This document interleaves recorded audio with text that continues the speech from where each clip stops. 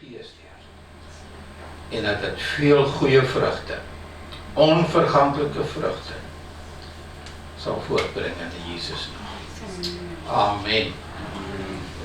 Ok, dis Vaderkersdag.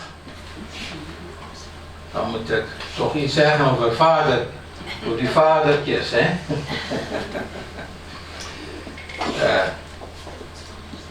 Ek wil met ons een tekst delen vanuit Joshua 24 vers 15. Ek self was bevoorrecht om een papa te hebben naar wie ek kon opsien. In elk opzicht. Een man die in die gemeenskap gerespecteerd was. Hy was een sakeman, ook een boer. En mense teken op na hom. Hy had ook een gesag die hy nooit nodig had om af te doen. As hy ergens binnenkwam, dan merk jy dat. Jy ervaar sy autoriteit. Hy het ook nooit in al die jare waar ek weet iemand verkleineerd of iets proberend af te pakken die niet van hem was. Altyd respectvol.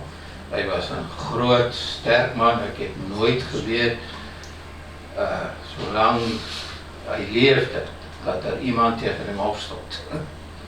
Niemand durfde. Hy was een groot, sterk man, maar hy had ook autoriteit. En hy had een enorme liefde voor sy gesin. Hy was een enorme harde werker. Ek heb ook nooit iemand geken die so hard werkte. Lange uren, 16, 17 uur per dag. En op een keer had hy iets tegen my gezegd en dat is my bijgebleven tot vandaag. Sy my kind, sy kan my maar op een manier pijn doen. En dat is door my kinderen te raak. Getuig van sy enorme liefde vir sy gesin, maar ook vir ons als kinderen. Hy was niet zonder fouten geweest. Helemaal niet. Maar hy was een eerbare man. En zelfs later in sy lewe, toen hy al zwakker begon te worden, is ons eerbied voor hem nooit verminderd. Omwille van wie hy was. In Joshua 24 vers 15 lezen we over Joshua. Nou, wanneer die Bijbel naar mij weten wij niet of hij een gezin had. Wordt niet genoemd, wij weten niet of hij kinderen had. Maar schijnbaar wel. Want hij zegt hier, maar als u de Heere niet wilt gehoorzamen, waarom? Nou, deze tekst is, denk een jaar of 2 voor zijn dood, had Joshua deze woorden gezegd. Maar als u de Heere niet wilt gehoorzamen, besluit dan vandaag nog wie u wel wilt gehoorzamen. Hij sprak die volk van Israël toe, hij was op dat moment leider geweest, na Moses en dood. Zullen dat de goden van uw voorouders aan de overzijde van de Eufraat zijn, of de goden van Amorieten in dit land? Wat doet Joshua hier? Sy maak jou keuse. Besluit nu uiteindelijk welke richting jy wil ingaan. En as jy dit wil doen, doe dit dan. Maar verkoos niet langer mijn tijd. Maar ek en my gesin, wij zullen de Heere dienen. Joshua maak hier een uitspraak, hy spreek over sy gesin, so ek neem aan, hy had een vrou en kinderen. En hy trok daar een duidelik lijn. So jullie doen wat jullie willen. maar ek en my gesin wys hulle die Here dien. En wij sien dit vanaf het begin, vanaf die eerste keer dat wij over Joshua lezen in die Bybel, sien wij diezelfde ingesteldheid. Hy wist wie hy was. Hy wist waar hy naartoe ging. Hy wist wat hy geloofde en hy week er niet vanaf. Zijn integriteit, zijn eerlijkheid was altijd onkreukbaar. Dit was wie hy was. En die naam Joshua is eigenlijk de naam die Moses hem gaf. Zijn naam was eerst Hosea. Dat betekent verlossen. En toen gaf Moses hem die naam Joshua. En die naam betekent de Heere is redden. En dit is diezelfde, dat is in die Hebreeuws en in die Grieks is het Jezus. Die naam Jezus. De Heere is redder. En wij zien door zijn leven heen zoveel dat heen wijst naar die bediening van Jezus.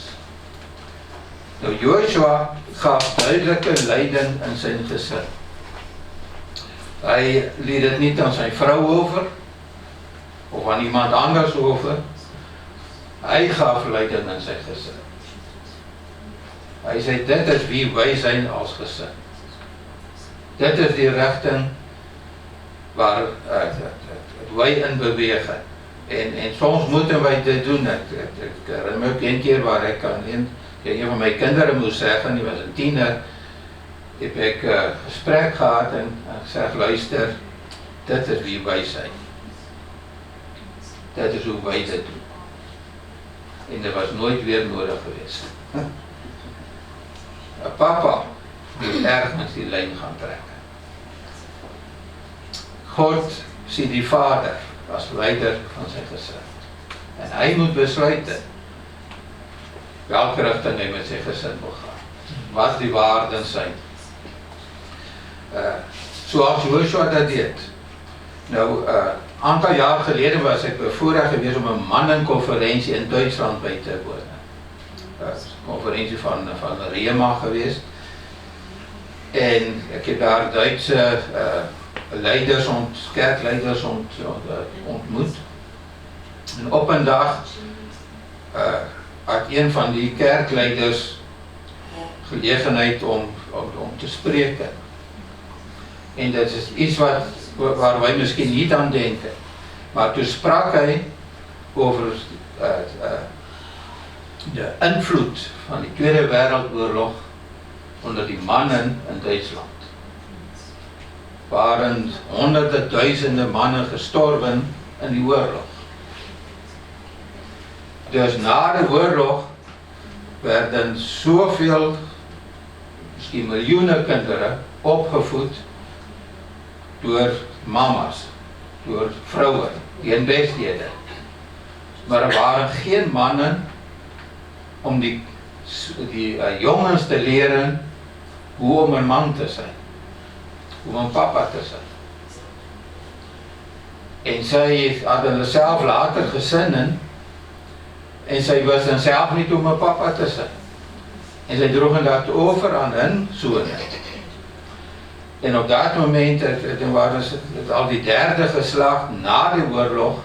En toen zei hij, een samenleving leidt er nog altijd onder. Mannen die niet weten wat het is om een man te zijn. Die niet weten wat het is om een leider in je gezin te zijn. Die niet weet hoe met je jongens om te gaan. Weet, jongens zijn anders dan meisjes, wie dat al gemerkt. Ik herinner me een keer, daar in de Astomstraat was een heel groot boom. Ik weet niet of het een eikenboom was, denk ik. Groot, waarvan achter. En een dag kwam ik buiten en John zat aan die top van die boom. Hij was nog klein. En ik besefte, die moet ik niet zeggen.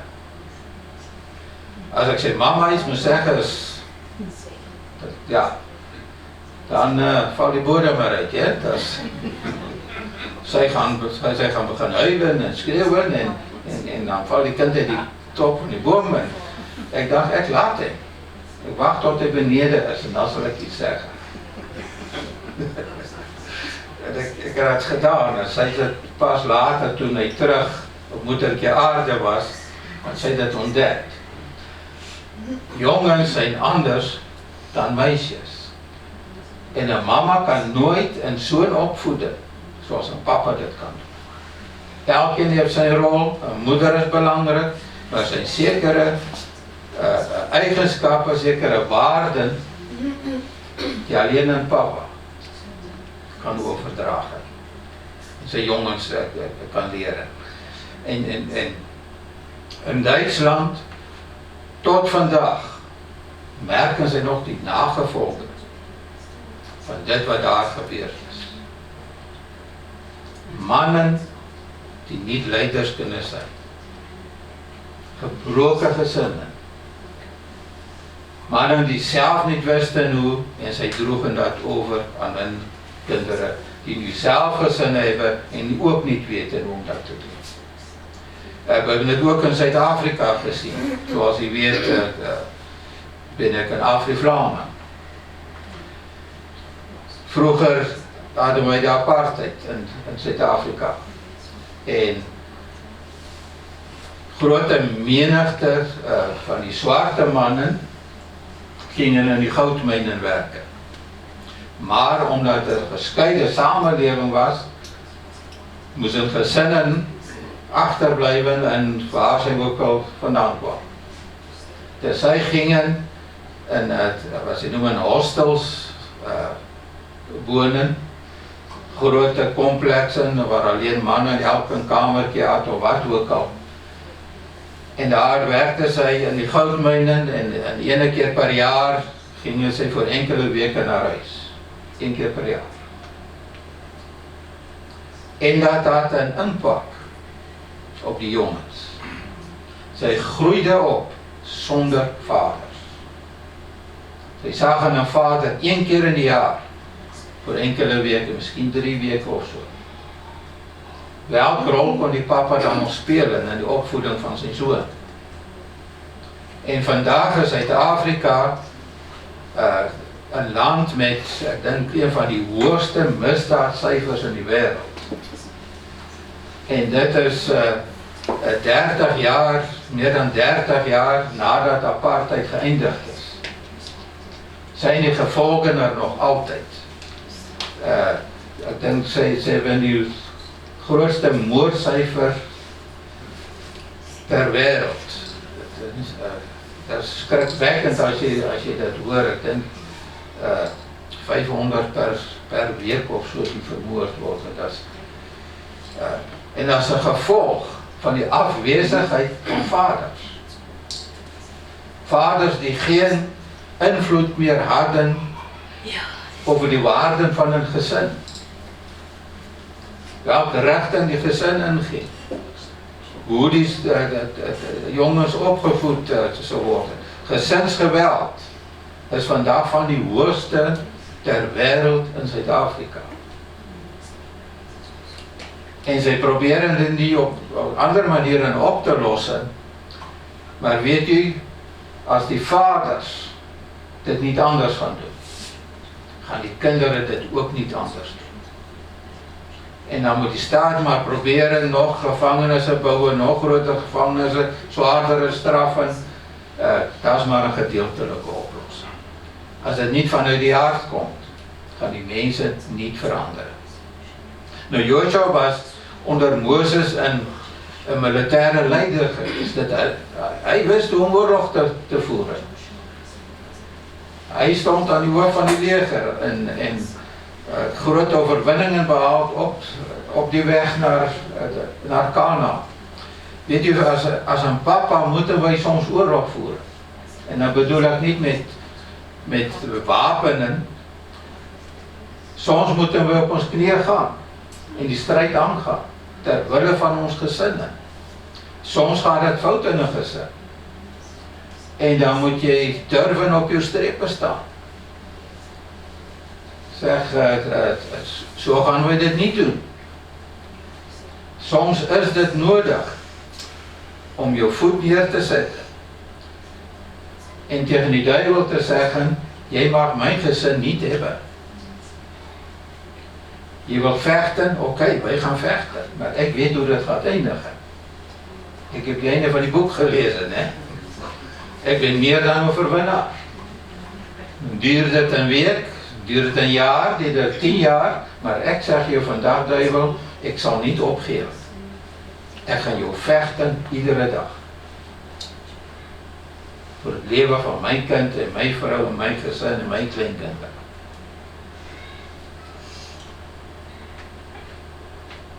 Soms moeten wij gevechten aangaan.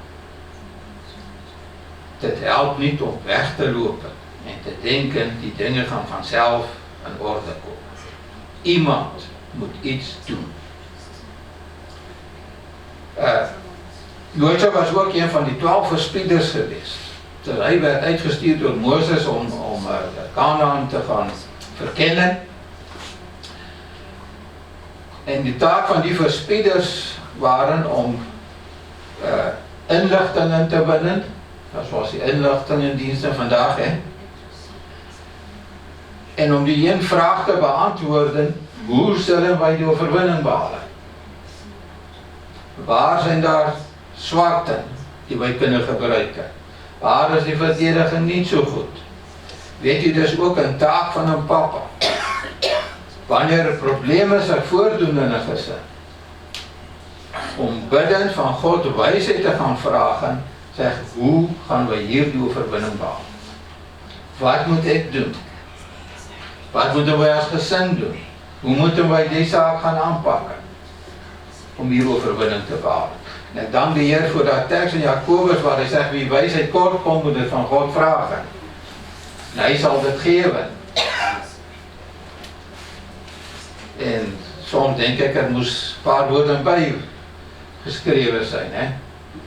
Voor degenen die willen luisteren. Hij geeft wijsheid. Voor degenen die willen luisteren. Soms zeg hij wat moet gebeuren, maar wij willen niet luisteren. Hè? Maar als wij willen luisteren, zullen wij bovennatuurlijke wijsheid ontvangen. En zal de Heer ons tonen hoe dat wij problemen moeten aanpakken.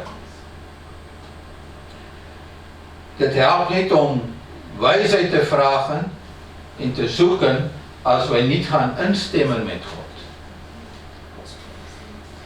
Wanneer God deze strategie geeft, helpt het niet om dan te zeggen, ik denk niet dat ik het te gaan doen. Wel, dan gaat die oplossing niet van God komen. Dan zal je het maar zelf moeten gaan uitvloeien. Hè? Josua was ook de rechterhand van Moses geweest. Dus hij was in een leiderspositie geweest. Hij was in een zeer bevoorrechte positie ook geweest. Hij kende de inside. Hè? Hij wist wat er daar in die binnenkamer gebeurde. Hij kende Moses, wie hij was. We kennen zijn zwakten, kennen zijn sterkten. Maar hij beschermde Moses. Er zijn verschillende rebellies geweest vanaf Egypte tot Kanaan. Tegen de leiderschap van Moses. Niet één keer heeft Josua zich aan de kant van de rebellen gestaan. Integendeel, hij kwam voor Moses op. Hij was ook eerbaar. Hij was betrouwbaar. Hij had integriteit. Hij was aan God toegewijd. Wij lezen dat Moses ging naar de tabernakel en dan was hij in Gods tegenwoordigheid en Josua ging met hem mee. En soms gebeurde dat Moses vertrok dan na een tijd weer om zijn taken te gaan vervullen en dan bleef Josua achter. Dat was voor hem zo fijn in Gods tegenwoordigheid. Weet u, wanneer een man in Gods tegenwoordigheid kan komen en daar blijven, zodat God met hem kan werken, dan zal die man zijn doel bereiken. Want hij zal horen hoe dat God tot hem spreekt, hoe God hem corrigeert, hoe dat God hem bemoedigt, hoe dat God 'n nuwe krag gee, 'n nuwe visie, 'n nuwe droom. Want waar gebeur dit? Dit gebeur in Gods teenwoordigheid. Daar waar God kan spreek. Weet jy, soms sê ek dit en ek heb al gedacht, wat moet die mense van my denken? Maar soms ben ek in Gods teenwoordigheid en dit is so intens dat ek begin te huilen. Emotioneel kan ek dit moeilik aan, dit is so 'n enorme liefde die ek ervaar op dat moment. So'n suiwere kracht. En ek heb by gelegenhede was ek by voorraad gewees waar ek so in Gods teenwoordigheid was waar God met my spraak, soos wat ek vandag hier met u spraak. Ek stelde vraag en hy antwoordde my. En tot vandag is voor dat heilige momente. Je kan dit niet aan iemand uitleggen. Het is my so spesiaal. Soms denk ek eraan en krijg ek traan in my oog. Dat is my so spesiaal. My broer en my sis, mannen mogen ook huilen.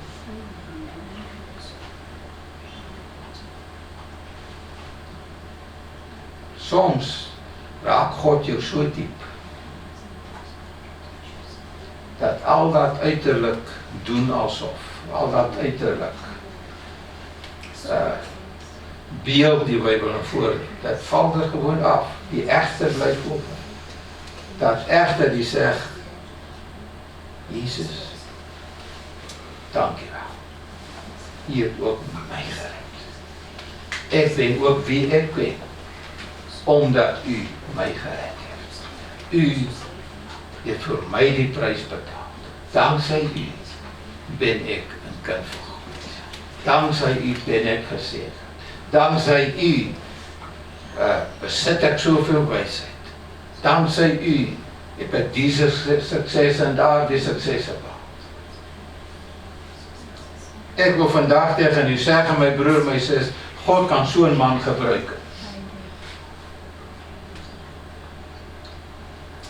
Josua werd ook na Moses zijn dood door God als leider over Israël aangesteld. God kent je hart van die mens. Hij wist wat in Josua zijn hart was. God zag het toen Josua daar in die tabernakel die tijd nam om in Gods tegenwoordigheid te komen. God zag het toen Josua opkwam voor Moses en hem verdedigde. God zag het toen Josua bereid was om tegen die meerderheid en op Gods beloften te gaan geloven, te gaan vertrouwen. God zag het. God zei, hier is mijn man. Want dat is wat hij doet. Dit is wat in zijn hart is. God was daar toen Moses die berg opging en Josua ging met hem mee. Niet tot bovenaan, maar voor een heel stuk ging Josua met Mozes mee. De berg Sinai op toen hij die wet daar van God ontving. Josua was daar. Hij was er niet bij toen die gouden kalf gemaakt werd. Waar was hij? Hij was bij Mozes. Hij was niet bezig daar met zijn eigen ding. En om die volk te proberen vrede te stellen en te doen wat zij wilden. En met die dubieuze praktijken mee te doen. Waar was hij? Hij was bij Mozes. God zag het. God zei, dat is iemand die ik kan gebruiken. Hij leidde ook Israël over de Jordaanrivier. En dat is een beeld van wat Jezus voor ons deed. Hè? Jezus redde ons. Wat prachtig lied. Jezus redde mij. Amen. Prachtig lied. Wel, wij zijn ook overgegaan vanuit die koninkrijk van duisternis. Van niet genoeg. Van altijd minder. Naar een land van overvloed. Van meer dan genoeg. El Shaddai. Dat is daar waar God is. Josua leidde die volk. Kanaan binnen. Jezus heeft ons gered. En ons eeuwig leven gegeven. Ons binnengeleid in Gods koninkrijk.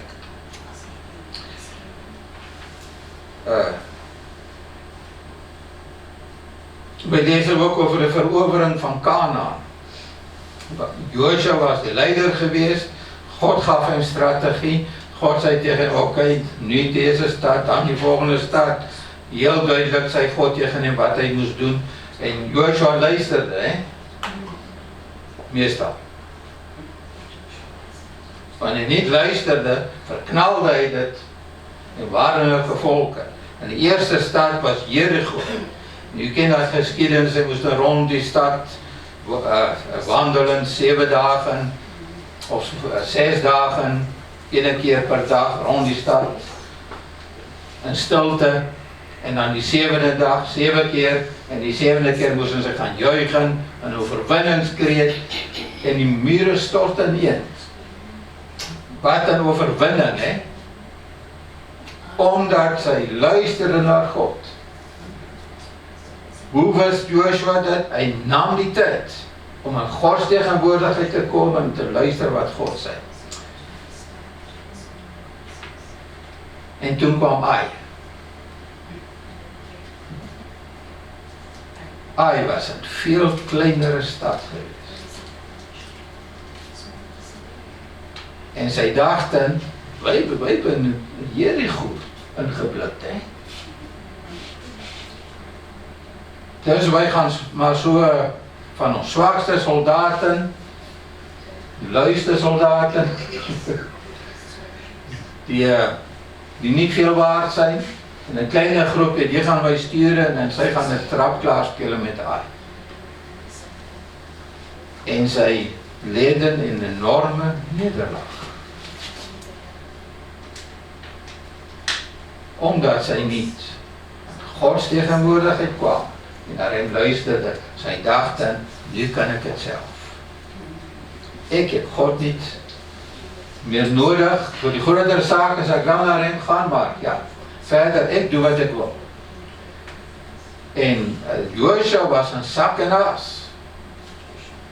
Heel zijn wereld stortte in, want het onthoud, nu is die volk ook boos op hem, hè. Want hij de leider, grote leider, hij heeft gezegd, oké, ik ga doen het op die manier. En waarschijnlijk heeft hij naar raadgevers geluisterd die ook niet goed bezig waren. En Joshua moest belijdenis doen. Hij zei, sorry Heer, we hebben het verknald, wat is hier gebeurd? En God zei tegen hem, iemand van jullie heeft een zonde begaan.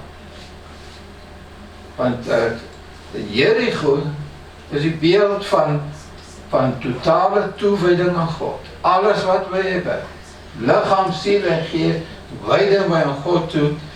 En ze mochten niets pakken, meer pakken van dat wat in Jericho was. En er was een van de Israëlieten, van die soldaten, die was daar op een schat gestoord en daar. En hij dacht wel, niemand ziet mij. Hè? En God spreekt met Joshua, niet met mij, ik ben niet zo verantwoordelijk. En hij pakte die kostbaarheden meer. En dat is ook een beeld van die tienden. En dan komt een oordeel over Israël. Ze kunnen niet meer de overwinning behalen. Zij worden overwonnen door een veel kleinere legertje. En toen Joshua zei, Heer, toon mij wat is hier gebeurd, toen God. Zie, dat is gebeurd. En zij hebben die zaak daar afgehandeld. Gelukkig doen wij dat niet meer op die manier, hè. Maar die man, ze waren gedood. En toen kwam Gods zegen terug op die volk. En ze gingen terug naar Ai, nadat Joshua gebeden had, nadat hij Gods tegenwoordigheid was, en hij ontving strategie van God. God zei, dat en dat moet je doen.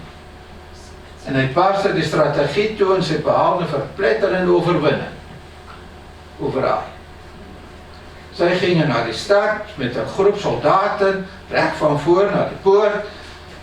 En die soldaten van Ai, die die dacht dan wel, wij gaan hem weer een kopje kleiner maken. En ze kwamen met een leger, die Israëlieten tegemoet en die Israëlieten die vluchten. Maar intussen had Joshua een ander kleiner groep verborgen, aan de andere kant van die stad. Dus toen al die soldaten van Ai die de stad uit waren, toen gingen die tweede leger van Israël die stad binnen en ze verbrandden alles en ze maakten dat kapot. Grote overwinning. Waar is het begonnen? Bij een leider die durfde naar God te gaan en zich niet als te groot beschouwde. Die wist dat ik weet niet alles. Ik heb raad nodig. Ik heb wijsheid nodig. Ik heb Gods kracht nodig. En die bereid was om dat te doen ook. En toen is dat het gevolg dat grote verwinning.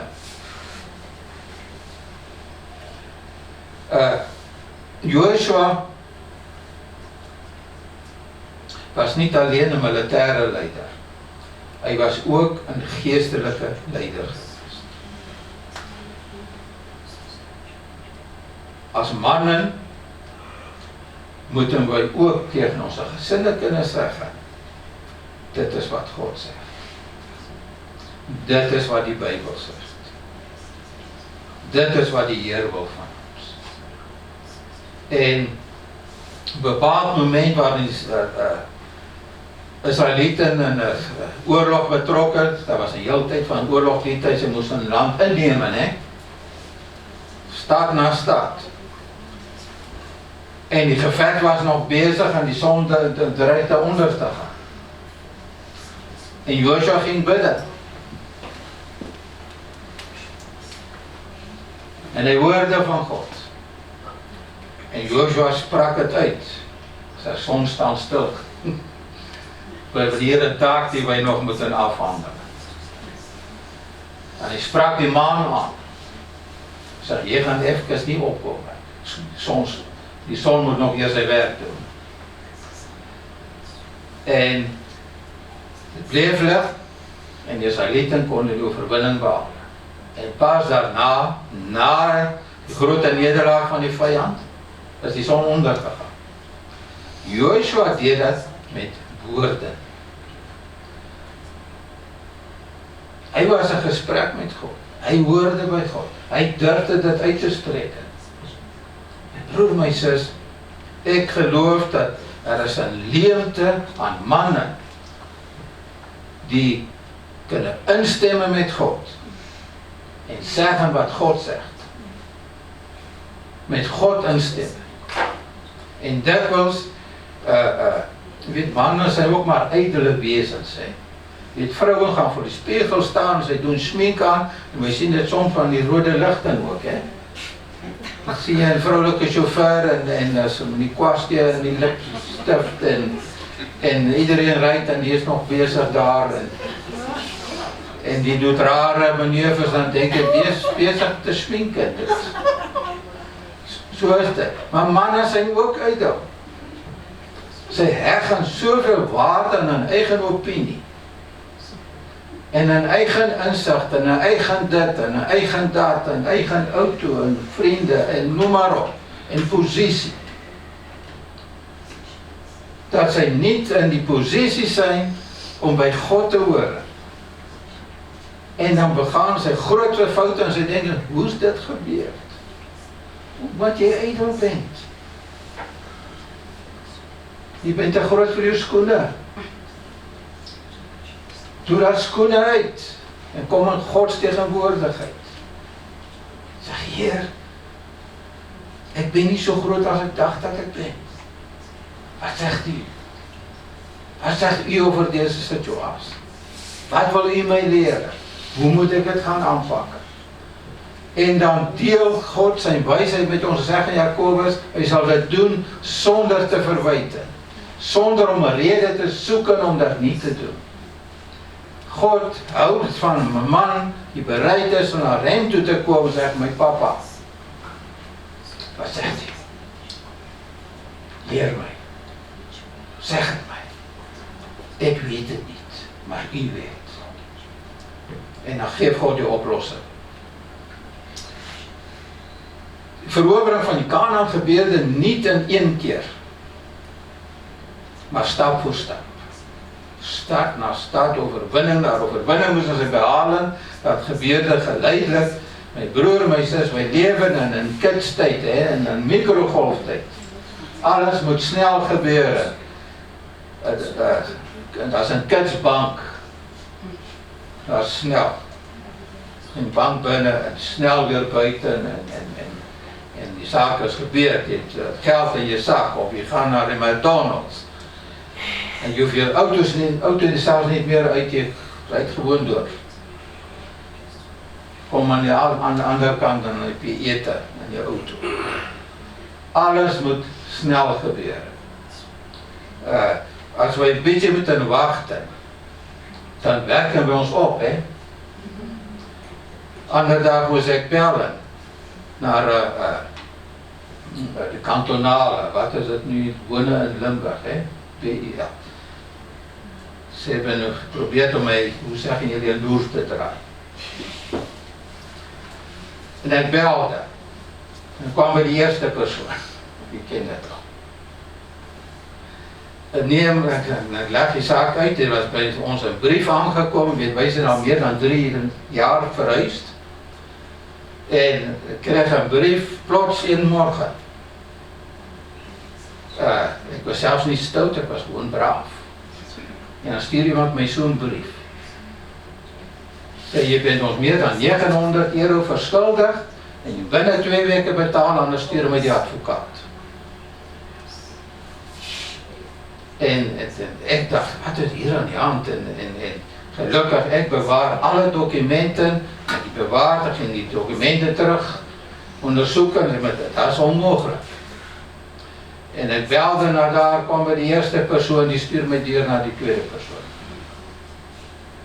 Die wist het ook niet, stuurde me naar die derde persoon. Die derde persoon wil niets meer te maken hebben, die stuurde me naar die vierde aan, maar die vierde is niet beschikbaar. Wel 2 uur later. Dus wel 2 uur later. En die wist het ook niet. Maar die gingen onderzoeken. Oké, maar ik kom jullie lucht gevallen, wat is hier aan de hand? En ik heb een e-mail gestuurd met alle bewijzen, ingescand. En die volgende morgen kreeg ik een e-mail. Oké, dus ze hebben, hoe zei ze? Er is een systeemfout geweest.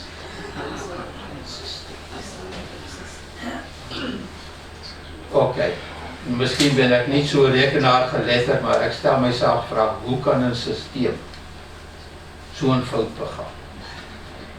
Na meer dan 3 jaar gaan die systeem 1 morgen plots besluiten. Ik ga vandaag een fout begaan. Ik ga nog wel eens zo'n brief sturen. Ik ga proberen zijn geld af te pakken. Meer dan €900. Zelfs al komt het mij niet toe, ik ga het van hem afpakken. En misschien gaat hij dom genoeg zijn om dat te doen. Ik was daar niet goed van. Ik zei tegen Esther, en als het nu oudere mensen waren, dan hebben ze het misschien betaald. Of mensen die verstandelijk niet goed bij zijn. Wat hebben zij gedaan? Die is nu met een computer op die weg gaan.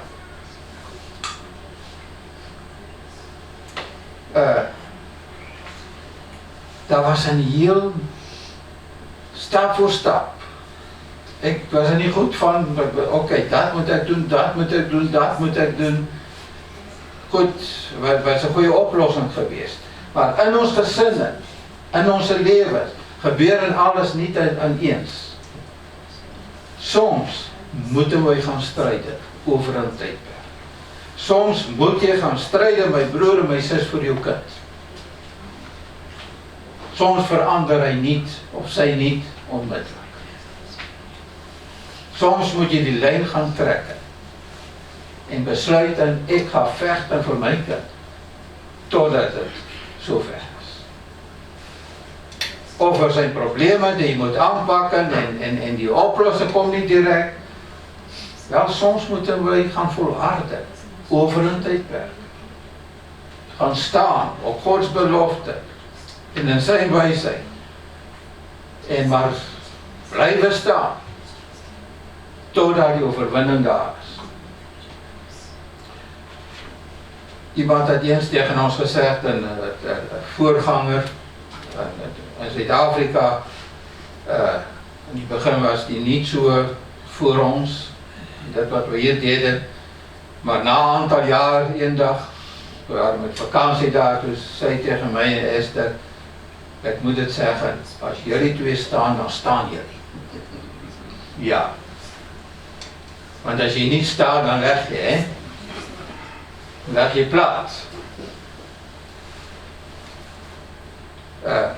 En daarna gebeurde die verdeling van het land. Dus Joshua nam verantwoordelijkheid. Hij wist, hij kon niet elke stad persoonlijk gaan veroveren. Hij was misschien een goede boer geweest, maar hij kon niet alles doen. Hij moest die verantwoordelijkheid delen. En elke stam kreeg een gebied toegewezen. En dat was Joshua zijn verantwoordelijkheid om dat te doen. Wij moeten ook durven verantwoordelijkheden te delen. En toe te kennen waar mensen daarmee om kunnen gaan. Ik wil afsluiten met enkele uitspraken. Dat zijn niet van mij, dus ik ben onschuldig. Maar iemand heeft eens gezegd, succes begint waar excuses eindigen. Te veel mannen zoeken excuses. Zij zoeken excuses om dingen niet te doen. Zij weten dat is de juiste ding om te doen. Dat is wat de Heer van mij verlangt. Dat zal mijn gezin goed zijn, maar zij doen het niet. Zij zoeken een excuus. Maar succes begint waar excuses eindigen. Soms moet ik excuses eindigen, zodat wij succesvol kunnen zijn. En een van de grootste geschenken die ouders en grootouders aan kinderen en kleinkinderen kunnen doorgeven, is niet comfort of gelegenheden, maar de vermogen om verantwoordelijkheid te nemen. Je kan een kind gelegenheden geven om succesvol te zijn en comfortabel te zijn, maar als die niet met verantwoordelijkheid kan omgaan, zal hij dat binnen die korte tijd kwijtspelen.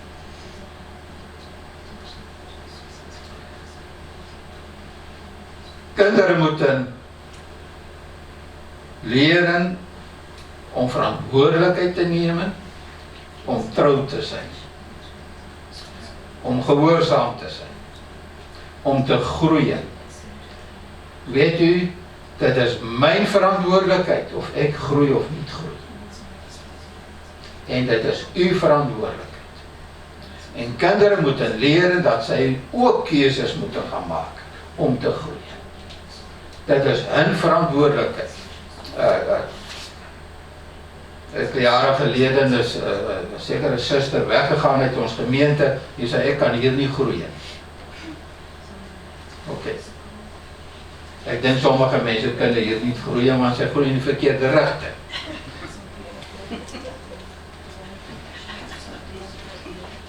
Want anderen blijven hier en ze groeien wel.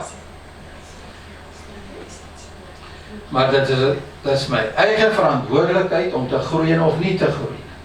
Weet je, op een bepaald moment zat ik zo vast enkele jaren geleden. Ik wist niet hoe dit verder moest.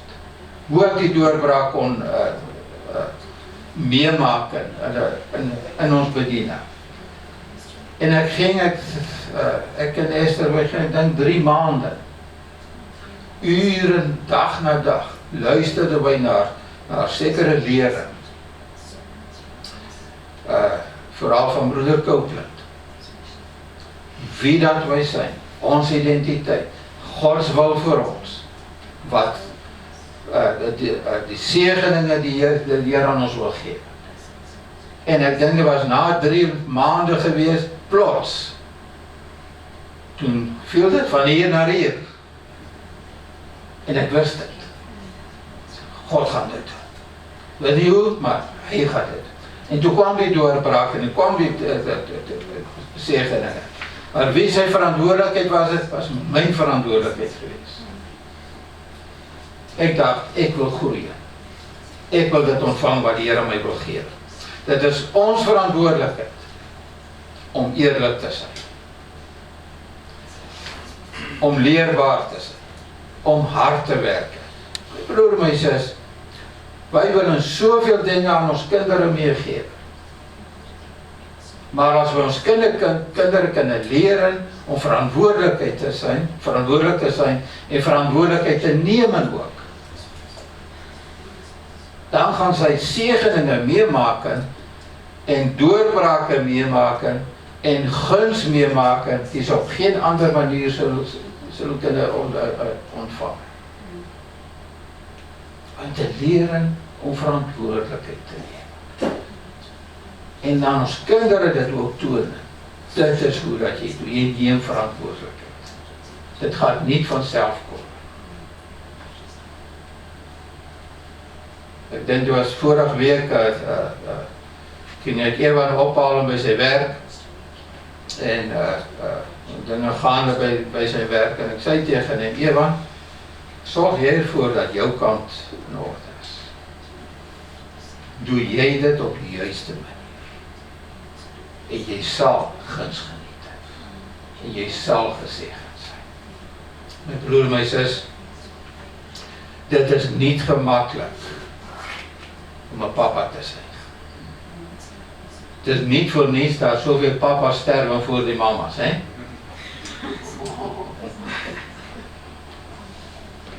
Stress. En ze maken van alles mee. Het is toch waar, hè? Het is niet gemakkelijk om een papa te zijn. Als je dat alleen moet doen. Maar God wil naast ons staan. Hij wil ons bij de hand nemen. Hij wil zijn wijsheid met ons delen. Zijn kracht met ons delen. En weet u dan, is dat veel gemakkelijker. Het is veel gemakkelijker als je in het begin weet hoe dat het gaat aflopen. En dat deel die Heer met ons. Gods beloften gelden ook voor de papa's. Gods beloften van zegeningen, van doorbraken, van oplossingen gelden ook voor ons. En dat is aan ons. Om die verantwoordelijkheid te nemen. Om die beloften als waar aan te nemen. Dit te gaan belijden. En niet weer los te laten totdat wij dit ontvangen hebben.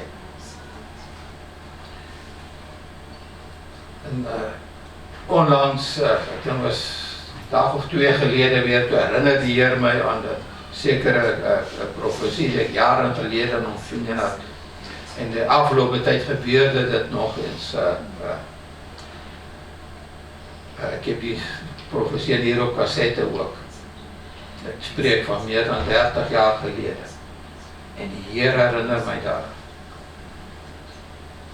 En ik ervaarde die begeerte om dit te bidden. Zeg je, dat is die beloofd, ik vraag u, maak dit waar. Dan weet ik dat ik kan ontvangen ook, hè. Want God zegt, als wij bidden volgens zijn wil, dan gaan we ontvangen. En jij hebt iemand, jij papa of man, je hebt iemand die alles weet, die alles kan, die voor jou is, die niet tegen jou is, die naast jou staat, die jou wil helpen. Zullen we niet als mannen onze knieën voor hem buigen? Die almachtige God zegt, hier ben ik. U hebt mij gemaakt, zoals ik ben. U hebt ook een goede plan voor mij. U kan ook my gebruik om 'n seën te sein vir my gesin, vir my familie, vir my samelewing, met my werksituasie, in my omgewing. Hier ben ek. Leer my, help my. En God sal dit doen, want dit is sy wil vir ons as mens. Amen. Dankie wel, Vader, dat U so liefdevol bent. U bent almagtig. Niets is voor U onmoontlik. U bent suiwer, U bent rein. Er is in U geen sonde te vinden. U verandert niet van gedagte. Wij komen vandaag in geloof naar U toe. Als gemeente, maar ook als mannen. En Vader, wij hebben U nodig. Wij vragen van U uw wijsheid. Wij vragen van U doorzetten. Wij vragen U bevestig ons geloof. Wij vragen U ons te helpen waar wij tekortschieten. Heer, wij vragen U dat te doen wat wij niet kunnen doen. Die doorbraken die wij niet kunnen bewerken. Heer, bewerk U. Wij vragen U vandaag als mannen, Heer. Grijp in onze gezinnen. In onze families. Toon ons wat wij moeten doen. Toon ons wat wij moeten bidden. Welke beloften wij moeten gaan belijden en op gaan staan. Heer, ek dank U vandaag voor doorbraken. In ons gemeente, maar ook in onze gezinnen. Ek dank U, Heer, voor oplossingen. Ek dank U, Heer, dat daar dingen gaan gebeuren die alleen U kon doen. Zegeningen die iedereen dacht onmogelijk waren. Hulp, onverwachts hulp, die op het juiste moment gaan komen. Voorzieningen die op het juiste moment gaan komen. Doorbraken, gunst. Ek dank U daarvoor. In Jezus naam. En Heer, zoals Joshua dat deed, spreek ik ook vandaag zon aan. Maar een ander zon. Zon van zegen. En ik zeg, blijf staan over ons. Blijf staan. Zodat wij al die zegeningen kunnen ontvangen. Die God voor ons beloofd heeft en bestemd heeft. En wij ontvangen het vandaag in Jezus naam. Amen. Heer zegent u.